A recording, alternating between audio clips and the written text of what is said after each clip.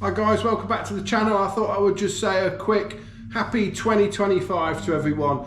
So happy new year. I hope this year is a good year for everyone, including us. I'm hoping that the channel does well this year.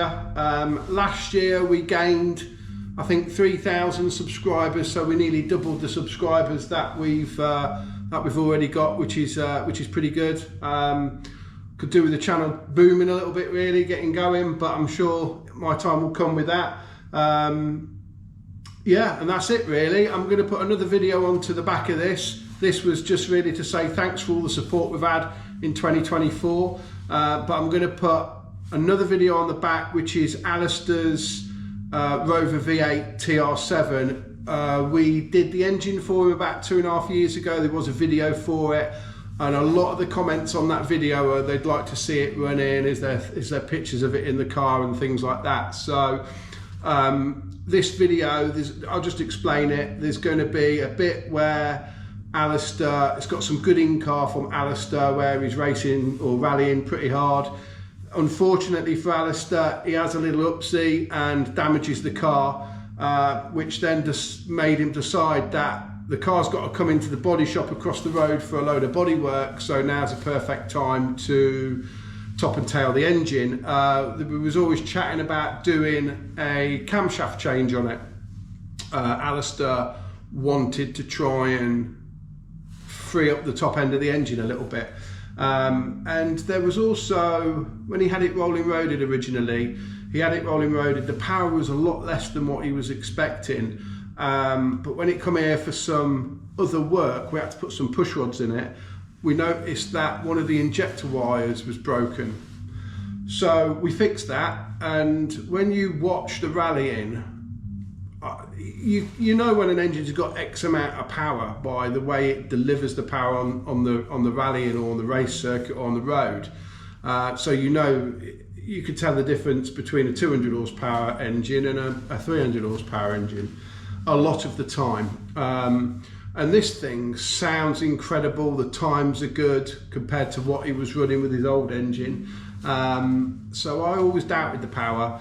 So we decided to take the car to race, to run it on the rolling road before it come out. So we had a figure fresh at race rollers to start with. So we know that we've got X amount of power, and then we can do the changes that we want to try on the engine, change the camshaft, and then rolling road it again, bed it in, and then take it, we'll leave it on race rollers, but do another power run and say that's what power we've got. So the next part of this video will be Alastair racing, the engine on the dyno, and then the engine is now stripped, but I'm going to record the strip down of the engine so you can see that. And yeah, that is it. Once again, thanks for all the support. I really do appreciate it, and I'm hoping that we can improve the channel. I can improve what I do. The workshop is forever improving, so I'm hoping that you can see that. I've not really videoed too much upstairs because that's going to be like our campfire really. It's where we all hang out, the team, the race team, customers, and it's not quite finished, and I don't really want to show it off until it is finished. The other thing I want to say is we watch drift games. Dave and Josh and all the boys at drift games, their team is brilliant, and what he has produced in his workshop area is awesome, and that inspires me to try and get this done a bit quicker. Albeit I think it's a bit harder in an engine reconditioners because of all the dirt and all the oil and the dust and everything else, and we need so much square footage for the machines. I would like to replicate some of his cool areas. So if you do ever get to see this, Dave, thank you very much. And yeah, the engine build room, apart from redecorating and sorting the floor out, this works really well. The air conditioning keeps everything at a nice temperature. We get some good variation of engines in here. In the corner we've got a Pinto, a Ford Warrior Pinto, so that's an all steel, revs to about 9. That's Neil's race engine, 290 horsepower. In fact, I'll show you around, just in here. So this is the Warrior. And then we've super finished this as well, because one of the machines that we've recently got up and running is our super finisher. So I mean, I don't know if it's coming across on camera, but this thing looks incredible now. It's been super finished. So this is Sweep's Z-Tech race engine. So Sweep at the body shop wants to have a go at racing this year. We're luckily enough going to do his engine for him. This was an ex-race engine that we've always built, and Sweep bought it off a customer, but we said we'd top and tail it. And then I thought, you know what, Sweep does so much for me. It ideally needed a new set of pistons. There's nothing wrong with these, but we machined them to play around with the compression ratio for our previous customer. And I just thought, you know, let's start with a new set of pistons for Sweep. So that's that. There's one in it at the minute because I'm working the compression ratio out, but that's going to start going together this week. This is one of the Hadfield's pickup engines. So this is a Pro 1 pickup. This is Ryan's engine actually. So this last year had a couple of wins under its bonnet, so that was quite nice. Then we've got the usual MGB Cosworth. That's the cylinder head off the Warrior. That's a Focus RS engine. That's a spare 2.3 pickup engine. There's a Scimitar engine there. That's been here a little while actually, for one reason or another. But Peter, my customer, he's ready for this now. So next week, the week after, we're going to be getting on with that. Hopefully get that finished for him. I'm doing this Millet and Diamond engine for another customer at the moment. He's got his own engine builder, but when they bolted the engine together, the crank wouldn't turn, so they brought it here. We've had a measure up, and it's 3 thou tight on the main line, so I've got to correct that. That's a Toyota Starlet engine.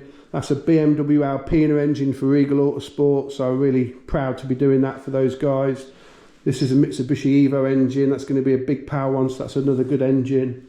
This is a friend of ours, Jamie Moore from Moore's Motors. This is his own road car. So this is a diesel BMW engine that we've just re-rung it, new bearings, polished the crank. This is a Cosy engine that's 95% finished now. So we've had this here for a little while.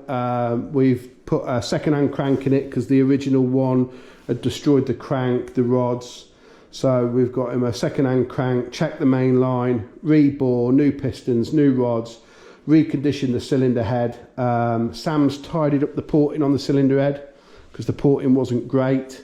So that's all nice now. And it's got a G19 big wing sump and baffle plate on there. It's fully balanced.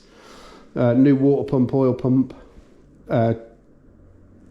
belt tensioner, belt. We've had to repair the thread on the cylinder head because the stud was real wobbly and there wasn't a lot of threads in there, so it's lucky that didn't come out. And then we corrected the thermostat face as well on the mill because that was quite chewed away down here. So what we've got to do now is just tidy the rocker, cut the cam cover up and make that nice. And yeah, like I say, I wanted to keep this a little bit short and sweet, so I've probably gone on a little bit longer than what I wanted to, but once again, I just want to say thank you so much for supporting my channel, and thank you for all the subscribers. If you haven't subscribed and you like what you see and you like engines and engine machining and racing and just fast cars in general and classic cars, then please hit the subscribe button. That's what we do, and it would be great to get you guys on board.